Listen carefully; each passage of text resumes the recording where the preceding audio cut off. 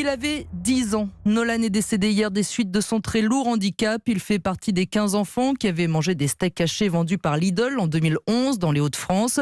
Des steaks contaminés par la bactérie Escherichia coli. Nolan avait alors 23 mois. Le début d'un très long calvaire, Victor Delande. Oui, après cette intoxication, Nolan a vécu 8 ans de martyre, pour reprendre les mots de l'avocate de la famille, maître Florence Rowe. La bactérie a causé de très graves dommages neurologiques. Nolan ne pouvait plus marcher, ni parler, ni s'alimenter.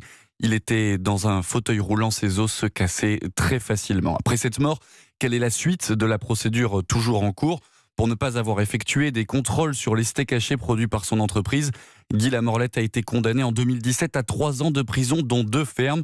Un jugement confirmé en appel en février dernier, mais ce chef d'entreprise s'est ensuite pourvu en cassation. Aujourd'hui, l'avocate de la famille de Nolan, maître Florence Rowe, réclame un peu de décence de la part du responsable. Maintenant que Nolan est parti, on pourrait espérer qu'il fasse preuve d'un tout petit peu de décence.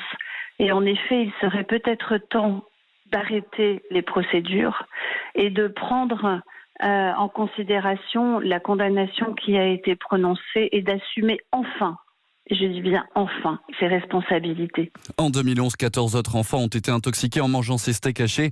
Si Nolan était de loin le plus lourdement atteint, certains enfants ont encore aujourd'hui de graves séquelles, avec notamment d'importantes insuffisances rénales. Merci Victor Delande.